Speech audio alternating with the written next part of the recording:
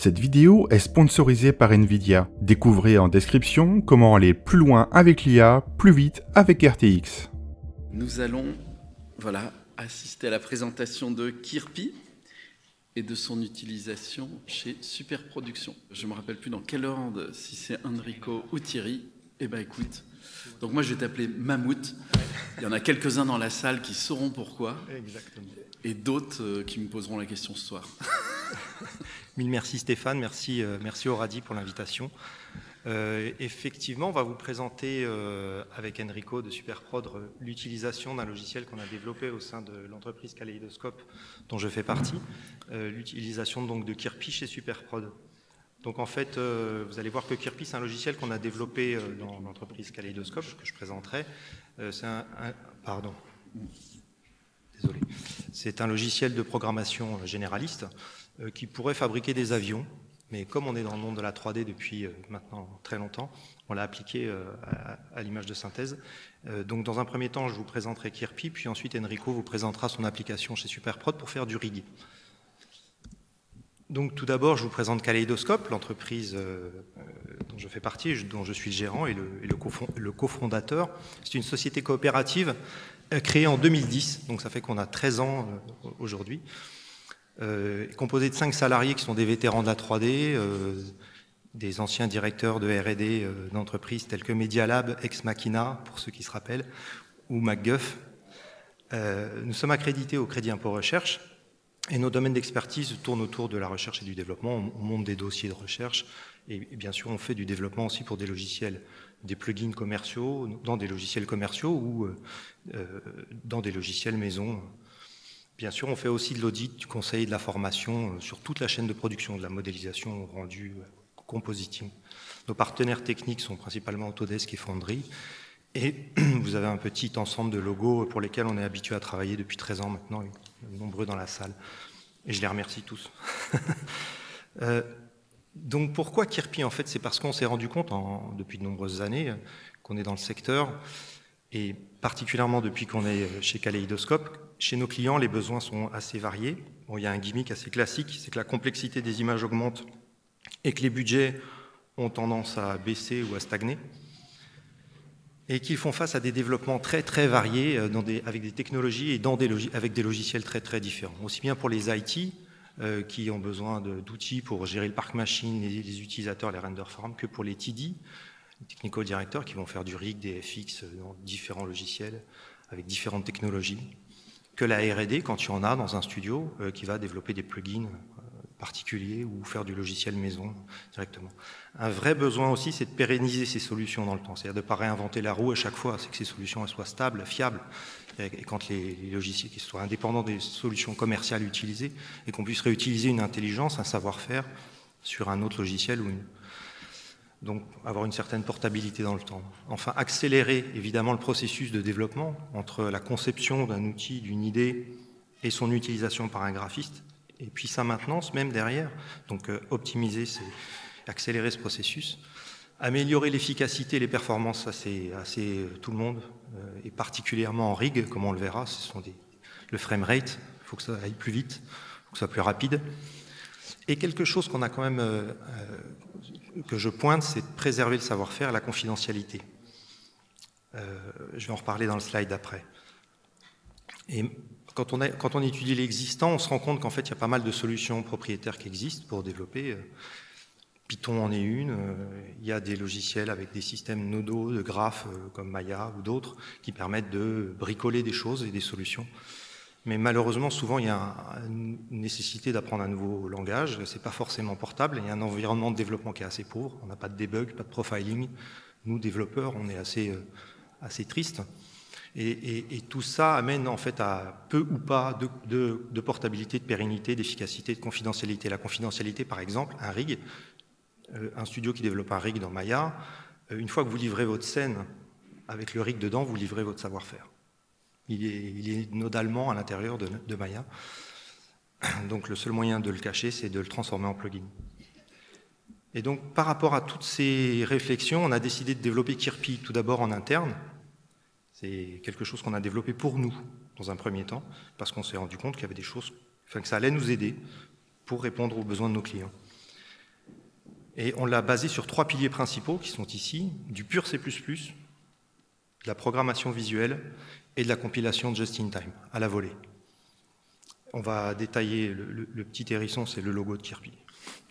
On va détailler un peu pourquoi ces 3 piliers. Le pur C++, c'est simple parce que c'est le langage de développement roi pour optimiser du code et avoir un code rapide. Il n'y a pas photo, c'est le plus puissant qu'on ait sous la main. Et les développeurs sont habitués à gérer avec des outils, des IDE classiques comme Eclipse ou Visual Studio, d'utiliser des librairies graphiques comme Qt pour faire des interfaces. Mais on a également accès à des outils de profiling très puissants. J'en mets quelques-uns ici, chacun utilise les siens, mais j'ai GDB, Valgrind pour aller regarder, débugger et profiler du code. Enfin, on a accès à des librairies C++ de multithreading pour pouvoir paralléliser du code et encore optimiser les performances. Enfin, on a accès à tout l'univers open source et bien plus, c'est-à-dire toutes les librairies de notre métier, que ce soit USD, OpenVDB pour faire des volumétriques, OpenImageIO pour gérer des images. Tout ça, c'est du code écrit en C++, qui est open source, donc il y a une API, donc Kirpi l'utilise gratuitement. La facilité d'intégration, c'est évident parce qu'il n'y a pas de binding à faire. On n'a pas à binder du code dans un autre langage. La programmation visuelle, évidemment, on a conservé ce pilier-là parce qu'il nous paraît important que Kirpi soit accessible à tous les utilisateurs dans un studio. Aussi bien les utilisateurs généralistes, qui vont pouvoir faire des graphes avec des nœuds qu'on leur fournit, comme ils le font dans Maya, par exemple, que des utilisateurs un peu plus techniques, des TD par exemple, qui vont pouvoir corriger des nœuds ou en créer certains. Il faut juste des petites connaissances en programmation, pas besoin d'être un expert en C++, en compilation. Et enfin, les équipes de dev, s'il y en a, qui vont pouvoir fournir des centaines de nœuds basés sur des librairies AE ou des librairies externes. Et enfin, intégrer Kirpi dans leur solution aussi. Vous allez voir que Kirpi peut s'intégrer et être utilisé dans n'importe quelle librairie externe. D'un studio, on peut le planter dedans, comme on l'a fait pour Maya. On a intégré Kirpi dans Maya. Parce que Kirpi vient avec un ensemble de composants d'interface utilisateur assez réutilisable et extensible. C'est du Qt. Et donc, c'est facile de l'intégrer n'importe où. Et enfin, la compilation just-in-time, la compilation à la volée. C'est-à-dire qu'on a donné la possibilité de coder directement dans le graphe. C'est-à-dire qu'on double-clique sur un nœud, on a accès au code C++ du nœud. On peut le modifier, on peut taper son code. Le gros avantage, c'est que le code est précompilé sur la machine sur laquelle vous faites le graphe, et la compilation finale se fait sur la machine qui exécute le graphe. Donc on va avoir une optimisation sur chaque machine. Gros avantage, et ça c'est basé sur des technologies comme LLVM et Clang. Donc une efficacité assez redoutable en termes de prototypage parce que vous codez, vous testez en même temps, et tout ça en C++ avec toutes les performances dont on parle tout à l'heure. Donc c'est sur ces 3 piliers qu'on a fondé Kirpi, avec un ensemble d'outils qui viennent avec Kirpi, comme KP-Edit, KP-Edit, qui permet d'éditer des graphes, de créer des graphes et des nœuds. Il y a KP-Exec qui permet d'exécuter des graphes sur la ligne de commande pour batcher des graphes que vous auriez fait pour gérer des processus dans le pipeline ou n'importe quoi. Et Nodegen qui est un outil qui permet de générer des nœuds à partir d'une API. Il y a plus de détails sur notre site internet, mais c'est très facile à faire, il suffit de fournir un point H en gros, et ça génère des nœuds. Mais on a voulu que les liens avec Kirpi soient des liens qui libèrent, c'est-à-dire que vous ne soyez pas pieds et mains liés avec Kirpi, parce qu'on estime que c'est justement dans le sens d'être indépendant et confidentiel, ça va répondre à ces 2 critères-là. C'est que vous avez la possibilité d'exporter vos graphes en black box, c'est-à-dire la forme précompilée. Donc même un autre utilisateur qui a Kirpi, qui ouvre votre graphe qui aurait été exporté en black box, il ne voit pas l'intérieur du graphe. Le graphe s'exécute, mais il ne voit pas votre savoir-faire, il ne peut pas y accéder. Donc ça vous permet de garder une certaine confidentialité. Et vous pouvez même exporter en pur C++. Comme Kirpi est C++, tous les nœuds sont du C++, on peut exporter en C++, et là vous vous libérez complètement de Kirpi. Et même pour Maya, on a donné la possibilité encore plus facile d'exporter directement en Maya plugin, en Maya plugin C++, et à ce moment-là, vous lancez votre plugin C++ chez des prestataires, chez des partenaires, sans dévoiler votre savoir-faire. Et la politique de licence est très simple. On a besoin d'une licence pour éditer un graphe, mais pas pour l'exécuter. Donc un rigueur comme Enrico, qui fait un graphe, a besoin de la licence de Kirpi, mais dès qu'il la fournit aux animateurs, ou que ça part sur la render farm, pas de licence. Donc la création d'un graphe dans Kirpi, quand on lance KPEdit, on a un éditeur qui s'ouvre, c'est un éditeur de graphe classique, on crée des nœuds, on branche des plugs sur les entrées du graphe, les inputs à droite, à gauche, les outputs à droite, un nœud de log pour afficher un message dans la console, on set les valeurs d'input, par exemple 5 et 4, ça fait une simple addition, quand on exécute, on a notre résultat dans la console, ça vaut 9.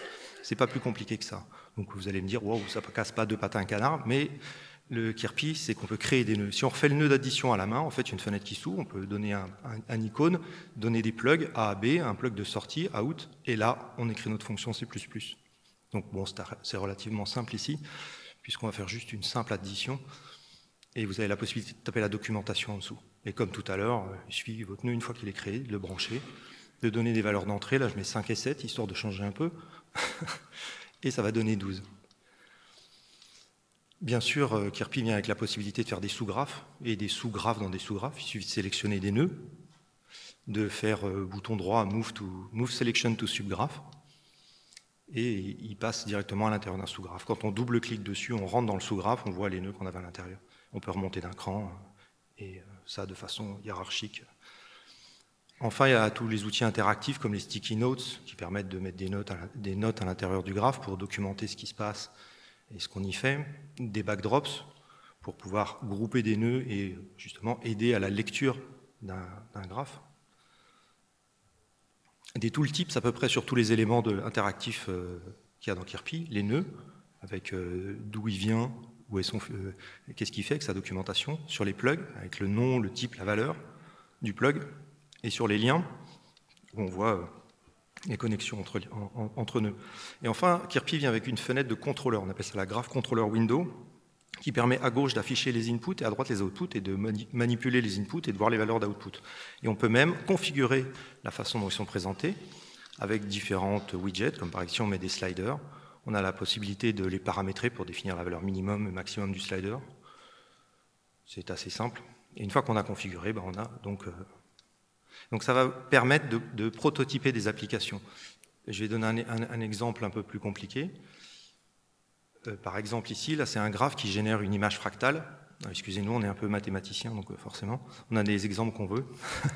La fenêtre de contrôleur a déjà été configurée. Donc vous voyez qu'à gauche, il y a des widgets qui permettent de manipuler l'image résultante qui est à droite. Si on regarde comment ça a été configuré, toutes les entrées sont définies avec des sliders, des combo box, des color buttons et autres widgets. L'image de sortie, c'est une OpenImageIO buffer qui s'affiche. Et ensuite, il n'y a plus qu'à manipuler et à jouer. Donc en fait, on prototype même carrément des applications avec Kirpi très facilement. Les widgets qui sont là sont extensibles à loisir, c'est du Qt, donc c'est vraiment super simple. Donc vous pouvez rajouter vos propres widgets si vous avez des données particulières à afficher sans trop de problèmes. Et un graphe peut faire n'importe quoi, comme par exemple, là en l'occurrence, et même écrire l'image résultante, on voit en bas, on peut donner un image pass, et cliquer sur le petit bouton Write Image, quand il est coché dans le graphe, il y a un if, et ça va s'exécuter tout seul.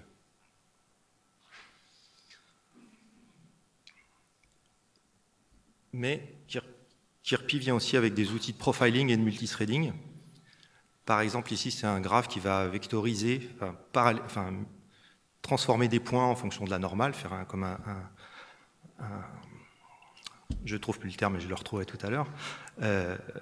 Voilà, et quand on l'exécute, avec le profiling activé, on voit s'encadrer en rouge les nœuds qui prennent vraiment beaucoup de temps. On peut rentrer dans le sous-graphe, et on voit les nœuds, le nombre d'appels qui ont été effectués. Et sur ce genre de nœuds, les vectorizers, qui sont des boucles, en fait, on a directement dans Kirpi accès à une politique de multithreading. On peut utiliser TBB ou OpenMP, ou la désactiver, c'est des fois intéressant de désactiver le multithreading pour bien voir ce qui se passe. Et là, par exemple, en passant en TBB, on divise par 10 le temps de calcul. Mais on peut faire aussi encore mieux, c'est-à-dire encore mieux ou différemment, on fournit également des nœuds directement qu'on appelle des nœuds parallèles. On fait create parallel node, qui est un nœud qui arrive avec aucun plug d'entrée, aucun plug de sortie, mais c'est quand on branche des choses dessus que les plugs apparaissent. Et en fait, ce que fait le parallèle node, c'est qu'il va tout simplement paralléliser les deux branches, ou les N branches qu'on lui branche dessus en entrée. Donc elles vont s'exécuter en parallèle, et encore une fois, avec le bouton droit, on peut choisir la politique de parallélisation.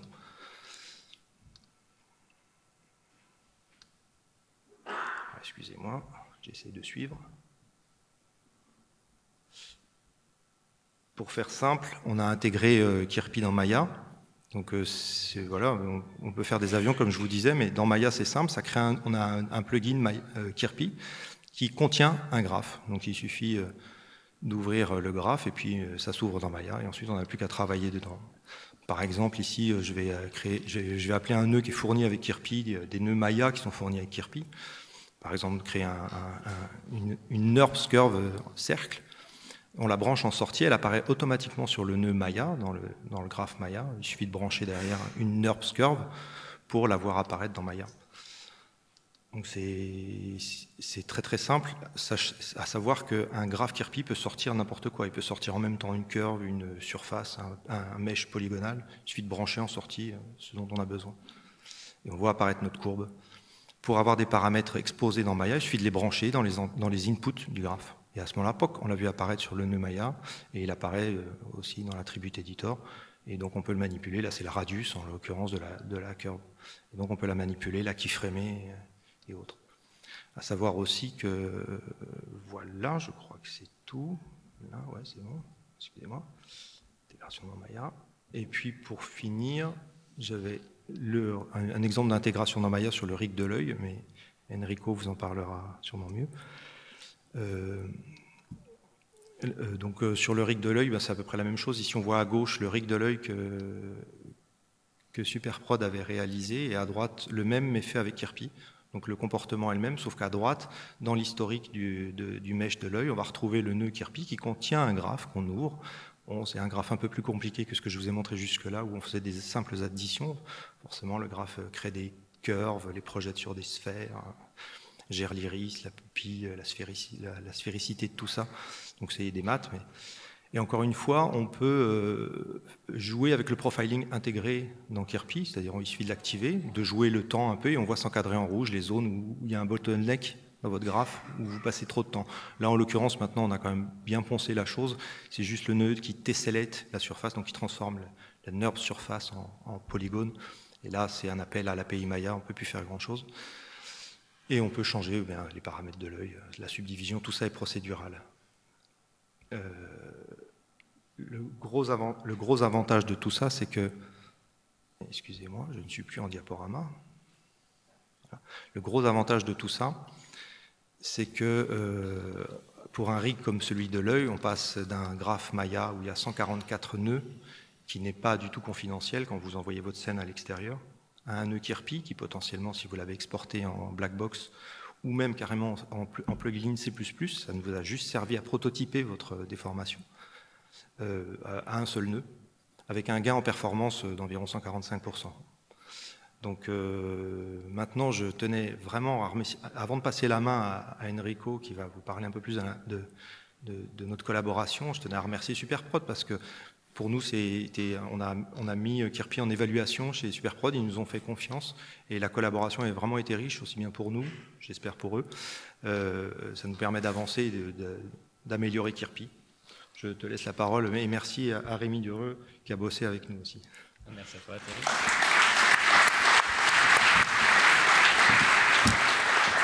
Merci Thierry. Donc la parole à Enrico de Superprod. Bonjour à toutes et à tous, et merci Radi pour l'invitation. Je suis Enrico Ferraris, le directeur du rig à Superprod depuis 7 ans. Superprod Animation a été fondé en 2010 par Clément Calvet et Jérémy Fagner, et c'est un studio qui s'occupe de la développement, de la fabrication et de la distribution de séries et films d'animation. Elle est basée à Paris, Angoulême, New York, Los Angeles et Milan. Et ces équipes s'occupent de toutes les étapes de fabrication d'animation en s'appuyant sur un pipe USD. Il y a environ 1 an et demi, on était en train de terminer 4 projets et le bilan de nos rigs était un peu partagé. Dans les projets un peu plus classiques, où les rigs étaient un peu plus de la 3D classique, on avait des performances plutôt bonnes, aux alentours du temps, un rig en temps réel.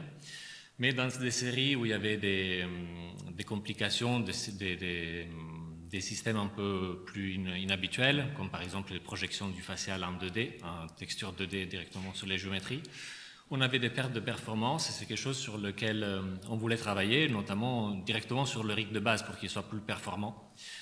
Et à côté de ça, on avait aussi un souci de stabilité dans nos scènes, parce qu'on avait une perte occasionnelle de la parallel evaluation dans les scènes d'animation, ce qui causait une chute du frame rate aussi.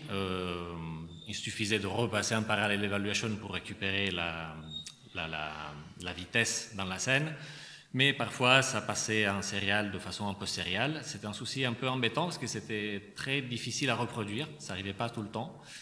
Et c'est aussi pour ça qu'on avait une envie aussi de simplifier nos rigs, tout simplement, et d'essayer d'avoir des rigs plus simples, avec moins de nodes. On avait aussi une envie d'améliorer certaines déformations, notamment sur des modules complexes comme les bras, les jambes et la spine. Et par exemple sur la propagation du scale, des contrôleurs plus top niveau sur toute la chaîne de déformation en dessous. Et ça, c'est quelque chose qu'on aurait pu faire dans Maya, on aurait su faire dans Maya, mais ça aurait été à l'encontre du désir de simplification du rig, parce que ça aurait demandé d'ajouter beaucoup de nodes, et c'est ce qu'on ne voulait pas faire. Comme première approche, pour aller dans ces directions et répondre à ces besoins, on avait pensé de convertir notre matrix contrainte en système nodal de Maya dans un plugin Python. On savait faire, on aurait pu le faire rapidement, et ça nous aurait permis d'économiser beaucoup de nodes dans la scène. Chaque contrainte est composée par environ 9 nœuds, et il y en a entre 150 et 200 par rig. Du coup, ça aurait voulu dire d'économiser environ 1500 nodes par rig. Malheureusement, quand on a testé notre développement, à gauche, on a le rig avec le vieux système du début, qui tourne à environ 26 fps. Et à droite, on a le rig avec la matrix Python qui chute à 14 fps. Du coup, on a une perte de performance. Et oui, juste, on peut voir qu'on est dans Maya, ça je ne l'ai pas dit, c'est important. Et pour donner un peu de contexte sur ce rig, c'est un rig, ce que j'appelle un rig classique, c'est quand même un rig complet. Il y a plusieurs niveaux de déformation sur le facial et sur le body. Il y a les cheveux et les vêtements de rigué. C'est quelque chose qui peut correspond à ce qu'on peut avoir en série, mais aussi comme base de rig pour un long métrage. Suite à ce constat et à ce premier test, on a eu envie plutôt d'envisager de nouvelles pistes et de passer plutôt à la compilation des nœuds en C++, notamment la matrice contrainte qu'on vient de voir, mais aussi l'angle extracteur, c'est un vieux node qu'on avait déjà compilé en Python, et aussi de convertir les trois systèmes plus complexes qu'on avait dans nos rigs, le rig des yeux, le sticky lips et la ribbon, qui était un module qui était utilisé pour les modules comme les bras, les jambes et la spine, en node C++ aussi. Le problème, c'est qu'à l'intérieur du département rig, on n'avait pas les compétences et les connaissances pour développer ces nœuds. Et c'est là qu'on a pensé à Kaleidoscope, avec qui on avait déjà collaboré dans le passé sur d'autres sujets, et qui à l'époque nous avait présenté Kirpi, justement.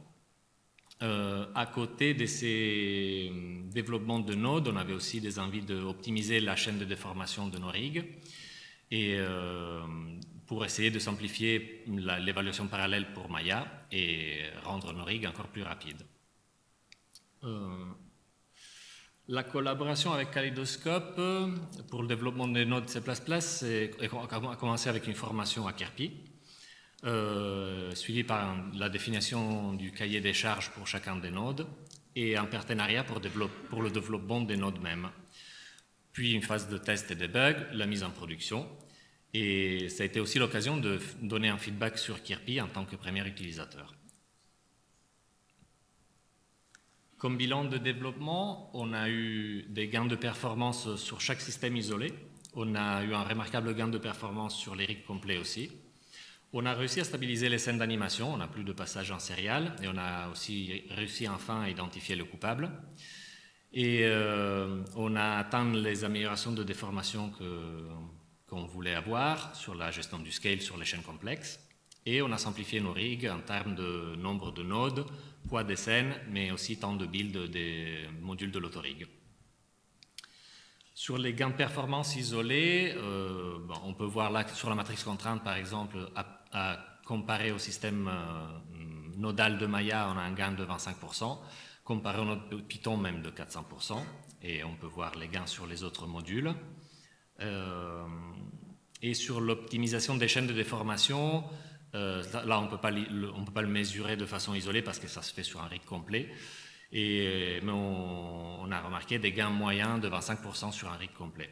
La vidéo maintenant, toujours sur la gauche le rig initial et sur la droite on a le rig qui intègre toutes les améliorations et du coup on passe de 26 fps environ à environ 40 fps, du coup un gain de 50% sur un rig complet. Ce qui est plutôt cool, les animateurs sont contents. Mais... J'ai pas fini.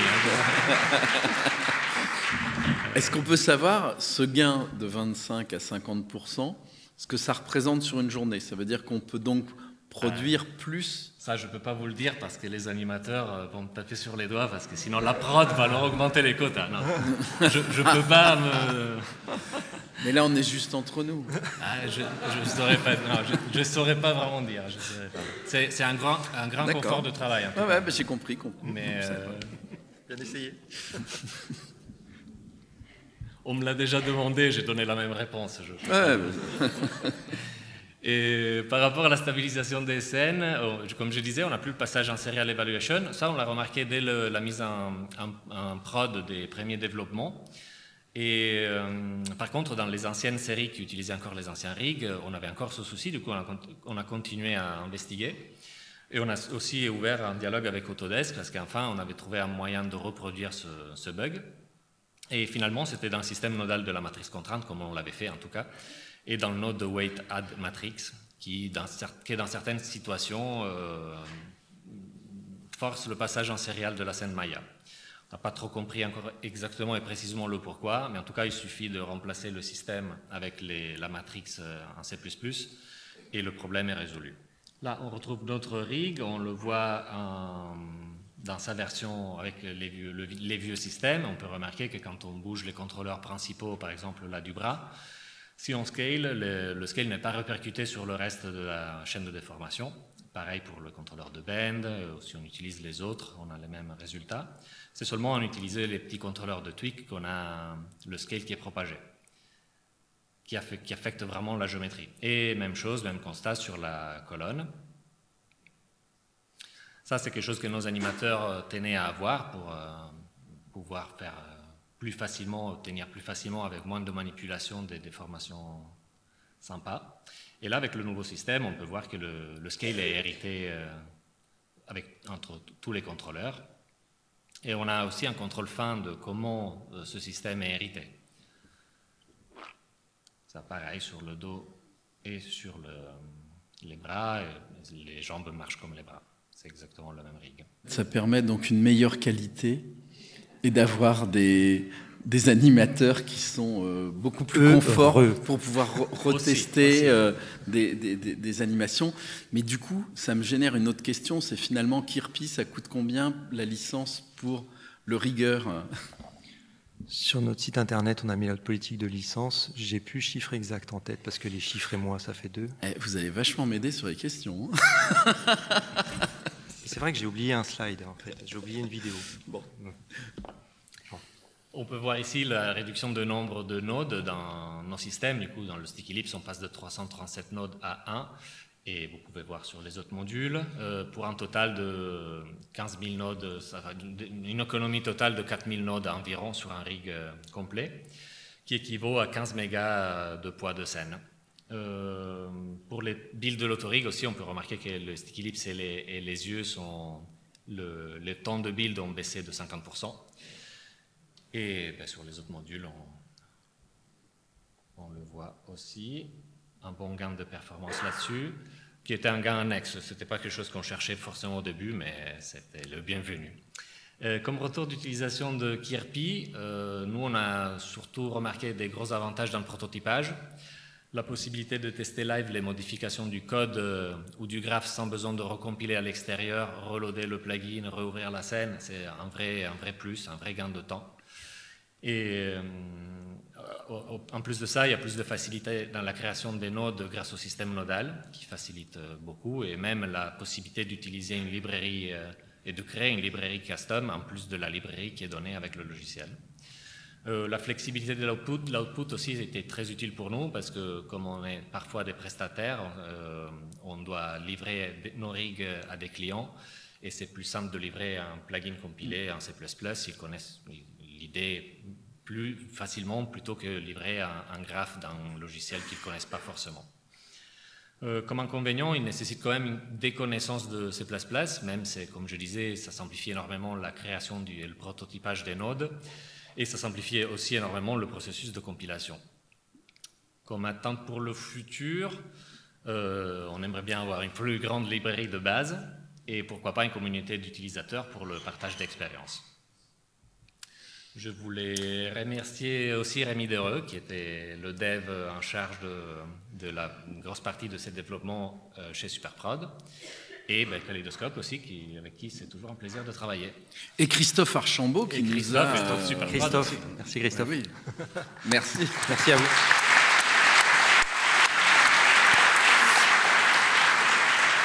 Bien, on est toujours à la course contre la montre, donc on va dire s'il y a une question, on la prend, sinon vous allez... de toute façon, on va continuer à se rencontrer, à se croiser, et vous pourrez poser toutes vos questions. Donc, je ne vois pas parce que la salle est dans le noir, mais je vois s'il y a un micro qui passe. C'est moi. Alors, la question. 1, 2, oui, bonjour. Je suis sup à Blue Spirit. Et du coup, j'aurais une question pour Kirpi. Est-ce que ce serait possible d'utiliser du coup votre logiciel plugin avec des autorigs du type mGear ou Advanced Skeleton pour améliorer la performance, enfin les performances sur du rig? Alors, je ne connais pas l'autorig dont vous parlez. Comment vous avez dit? J'ai dit mGear. Ouais, je ne connais pas tous les autorigs. Je ne suis pas rigueur de métier. Oui. Même si, voilà, quand ils nous expliquent leurs problématiques, on arrive à comprendre ce qu'il faut que ça fasse. Mais je ne suis pas rigueur de métier, donc je ne connais pas. Ce qui est sûr, c'est qu'a priori, Kirpi s'adapte à tous les langages. Il y a une vidéo que je n'ai pas mise pour aller plus loin sur Kirpi. Je vous conseille d'aller sur le site kaleido-scope.com/Kirpi. Vous allez voir plein de vidéos sur ce qu'on peut faire avec. On peut faire des poils, des plumes, l'intégrer dans USD, faire du CUDA, faire du Python. Enfin, on a mis quelques exemples qu'on a fait chez nous. Voilà. On recherche des cas d'usage. Donc j'ai envie de dire, pourquoi pas? Il faudrait analyser le truc, mais à mon avis, il n'y a pas de raison. Si derrière, il y a du C++ et qu'il y a une API ouverte, qu'elle soit open source comme USD ou OpenImage.io, ou privée comme l'API de Maya, par exemple, qui est une API privée, on a juste accès au point H et à la librairie. Mais à partir du moment où on peut, avec le point H, se brancher dessus et faire des appels à l'API, on peut utiliser Kirpi et taper directement dans le C++ de Maya. Et donc, a priori, j'ai envie de dire oui. Ok, merci. Bon, merci à vous deux. Merci à vous. On vous applaudit.